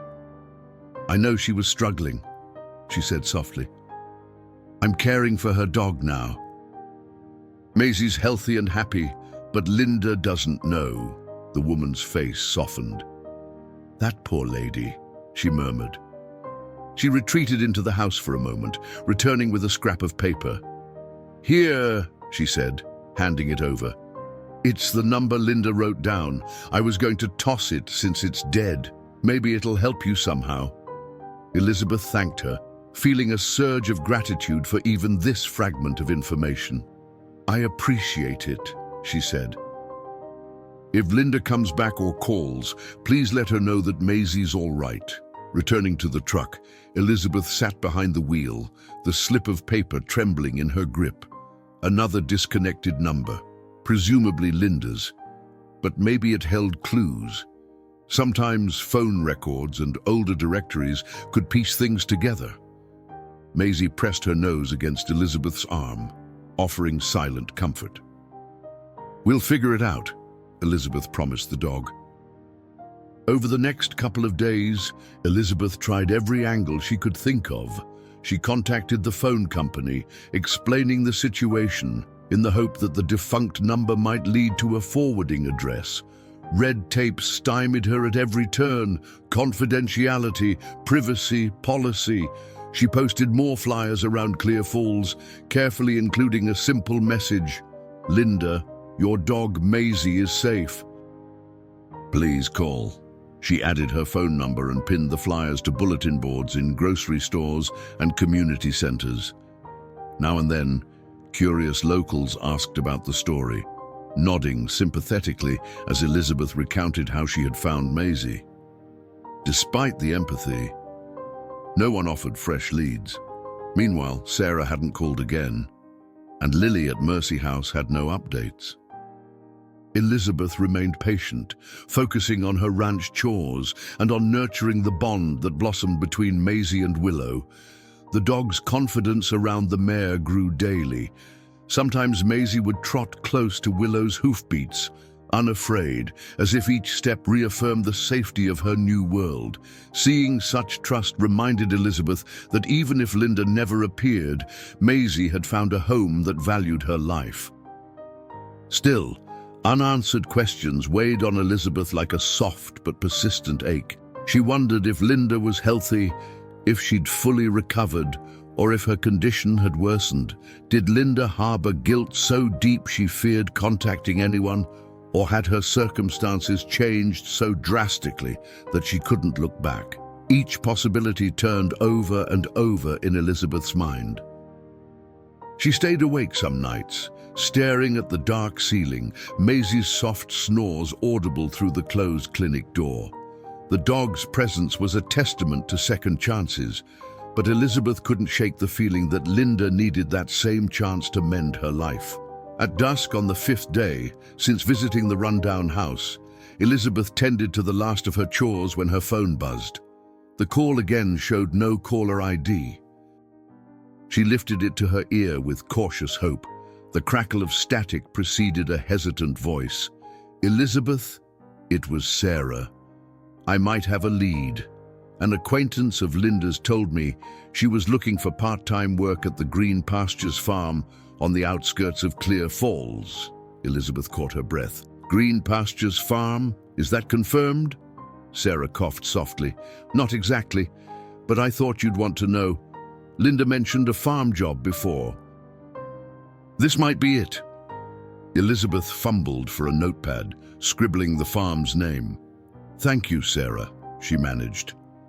"I'll check it out." Adrenaline rushed through her veins.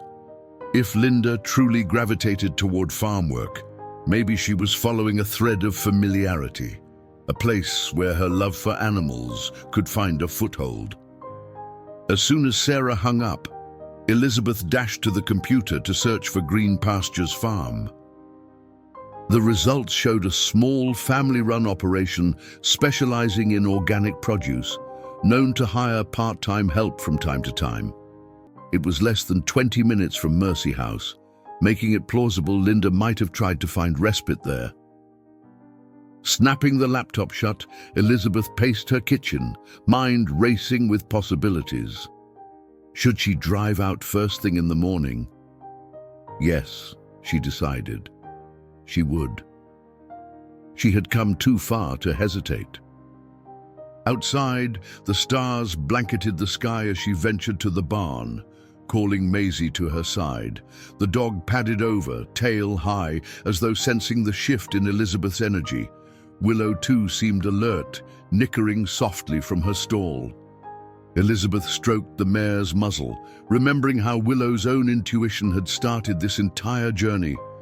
"Tomorrow," she murmured to both animals. "We'll see if this farm is the final piece we've been missing." Early the next morning, Elizabeth rose before dawn, a nervous energy humming through her veins. She fed Willow and the other horses quickly, then offered Maisie a light meal, eager to set out on the drive to Green Pastures Farm. The dog watched Elizabeth with curious eyes, her tail sweeping the floor in a slow wag. Elizabeth couldn't forget how much effort had led to this moment. Piles of notes, countless phone calls, endless dead ends. Now, this small farm outside Clear Falls represented the strongest hope yet of finding Linda. She prayed the lead wouldn't dissolve into another disappointment. The late summer sky radiated muted pink and lavender as she loaded Maisie into the passenger seat. The dog settled comfortably, resting her chin on the window's edge. Elizabeth guided the truck down the gravel drive, listening to the engine's hum. Her own heart thudded with excitement. She traveled the familiar route toward Clear Falls, passing fields of dry corn stalks and scatterings of golden hay bales. Soon, she spotted a wooden sign reading Green Pastures Farm, perched at the entrance to a dirt lane. Tall oaks lined the way, their leaves a collage of green and yellow. Elizabeth parked near a modest barn, surrounded by rows of vegetables and a small orchard. Workers milled about, picking tomatoes and inspecting rows of lettuce. She scanned the area for any sign of Linda, someone who might resemble the woman in the photograph. A middle-aged man, bearded and wearing mud-stained overalls, approached. "Mornin'," he greeted, tipping his cap. "Something I can help you with." Elizabeth introduced herself, explaining she was searching for a woman named Linda who might have sought part-time work there. The man frowned thoughtfully. "We do hire seasonal hands," he said, scratching his beard. "I'm Sam, by the way. My family runs this place. We did have a Linda, or maybe she called herself Lindy, who came by a few weeks ago. She looked run down but determined. I gave her a chance." Elizabeth's pulse soared. "Is she still here?" Sam glanced over his shoulder toward the orchard. "Well, she had to leave. Said she had medical issues. She didn't last long in the heat. But hold on." He motioned for Elizabeth to follow him into the barn. Together, they passed stalls where goats bleated and a few hens clucked around the straw. Sam stopped at a small office built into a corner of the barn. Shuffling through a stack of papers on a cluttered desk, he pulled out a file. "We keep some basic info on each worker," he explained. "Here, she left a number to call if there was an emergency, though I got no answer when I tried it. She also mentioned she sometimes stayed at a friend's cabin by the creek."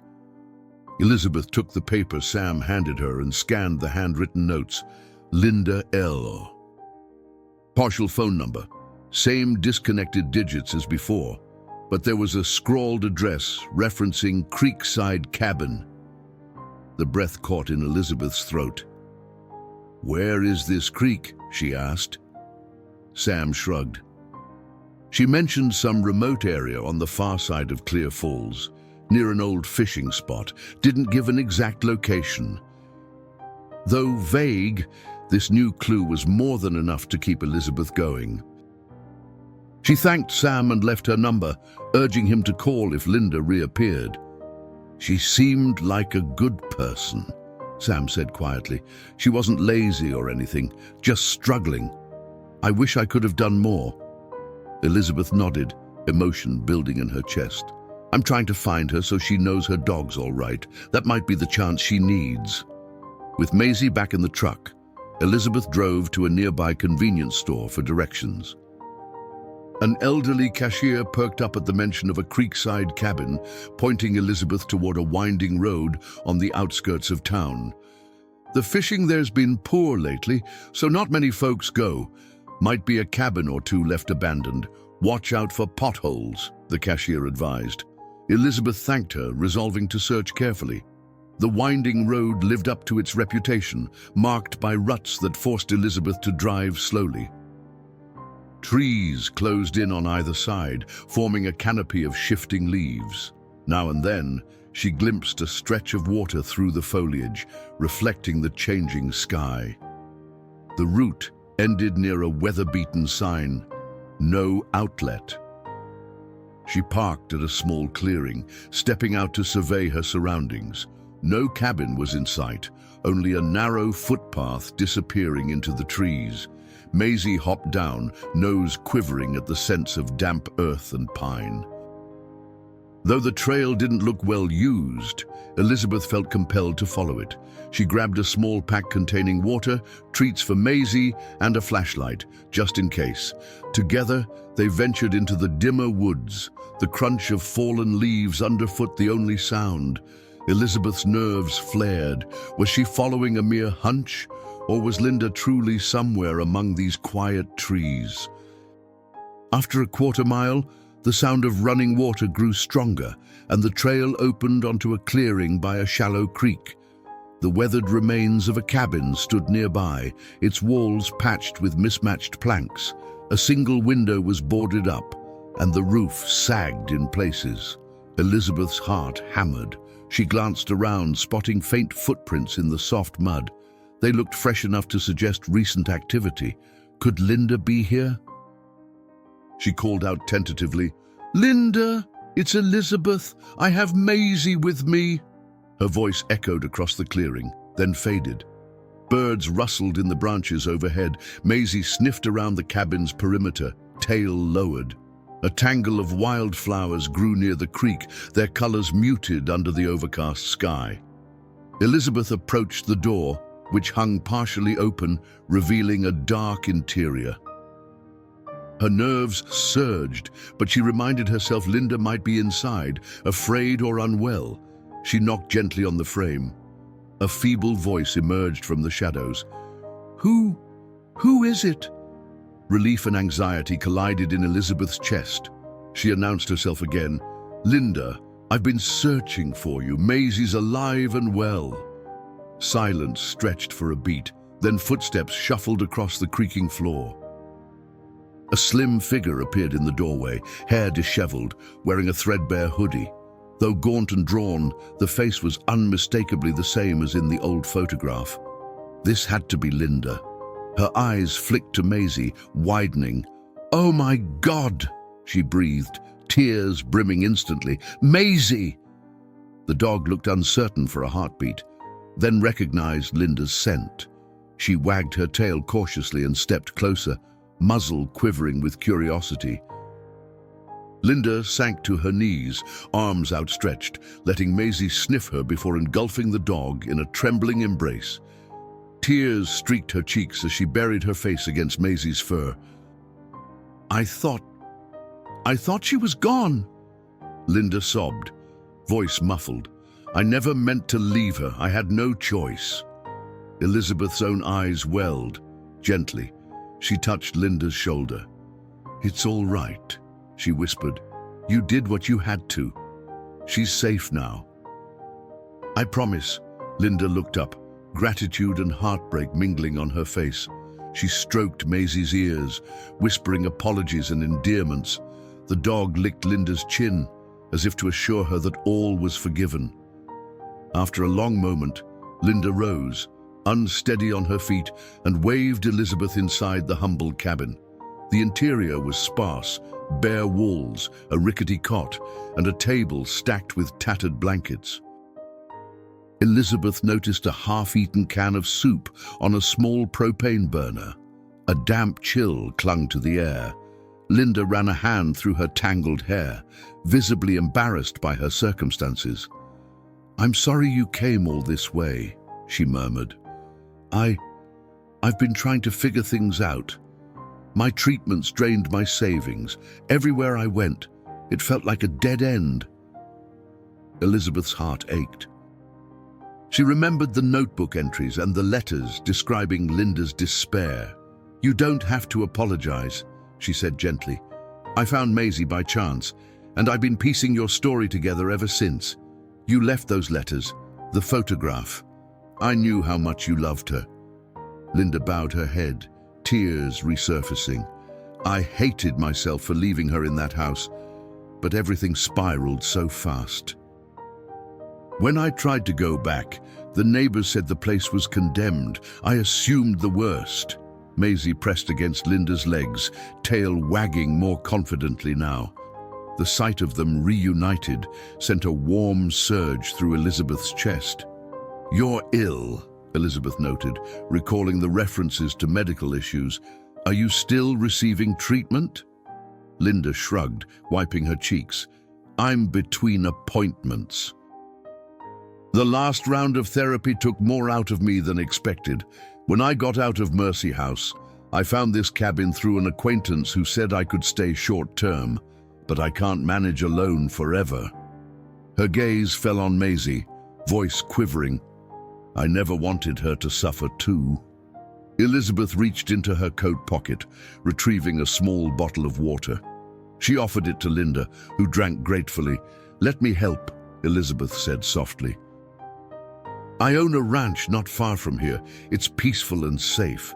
We can sort out a plan for your treatment and finances once you've rested." Linda's eyes widened with a mix of relief and hesitation. "You'd really do that for me? You don't even know me." Elizabeth offered a gentle smile. "I know enough.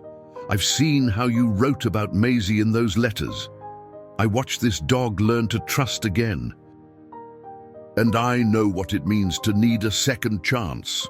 Standing there in the dim cabin, Linda stared at Maisie's bright gaze, then back at Elizabeth. Slowly, she nodded, tears glistening on her cheeks. "All right. Yes, I'll come." Together, they gathered Linda's few belongings, tattered clothes, a worn journal, and a medicine bottle that hinted at her ongoing struggle. Once outside, Linda paused by the creek, as if bidding a silent farewell to the solitude that had been both sanctuary and prison. Maisie stood at her side, tail wagging encouragingly. Elizabeth watched, her own eyes misty with emotion, thinking of all the effort leading to this singular, life-affirming moment. The ride back to the ranch was a quiet one, the tension of new beginnings filling the truck's cabin. Linda petted Maisie's head, whispering reassurances. Elizabeth focused on the road, determined to guide them all toward a better future. At the ranch, Willow and the other horses ambled over to greet them at the fence. Linda smiled through her tears, the sight of open pastures and kind animals softening the fear etched on her features. Over the next few days, Linda settled into a spare room at the ranch house.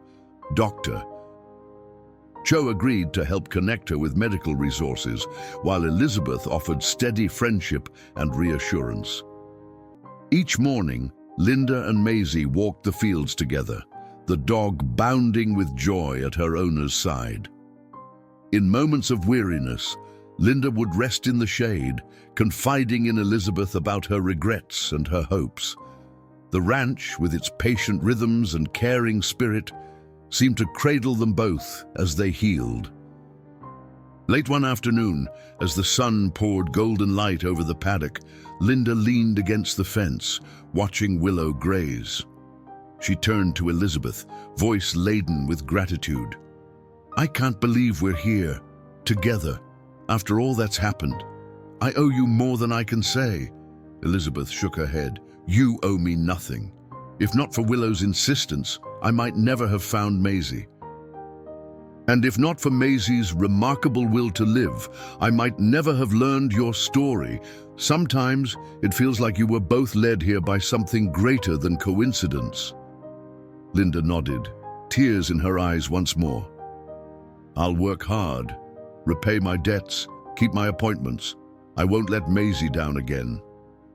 As though sensing the emotion, the dog came trotting over, tail waving in a wide arc. Linda knelt to gather Maisie into her arms, the two of them framed by the glow of the setting sun. Elizabeth watched, heart swelling with a gentle, persistent awe. It wasn't only Maisie's life that had been saved. Linda's spirit, once crushed by desperation, now found renewal in hope. That evening, they sat on the porch while the last rays of daylight faded into dusk. Willow dozed in the paddock, and the soft whicker of horses drifted in the distance. Linda cradled a mug of tea, her expression contemplative. "When I was at my lowest, I thought no one would care if I disappeared," she said quietly. "But you, and everyone who helped, Gabe, Karina, Sarah, proved me wrong." She gazed at Maisie, curled contentedly at her feet. "I won't forget it." Elizabeth smiled, remembering every twist in the path that had brought them to this place. She brushed a stray tear from her cheek, breathing in the night air. "Neither will I. Sometimes it takes a crisis to show us how connected we really are." With that, the two women fell into a companionable silence, each reflecting on the long, winding road that led a frightened dog and a determined rescuer together, ultimately reuniting a bond once believed broken forever. Under the moonlit sky, Elizabeth exhaled, peace settling in her chest.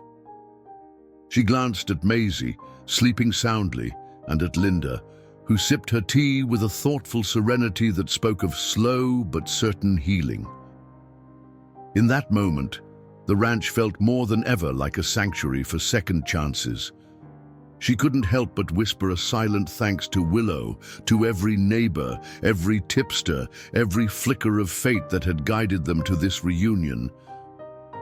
Whatever the future held, they had arrived at the place where hope overcame despair and where an abandoned dog story transformed into one of love, renewal, and the simple, enduring power of belief.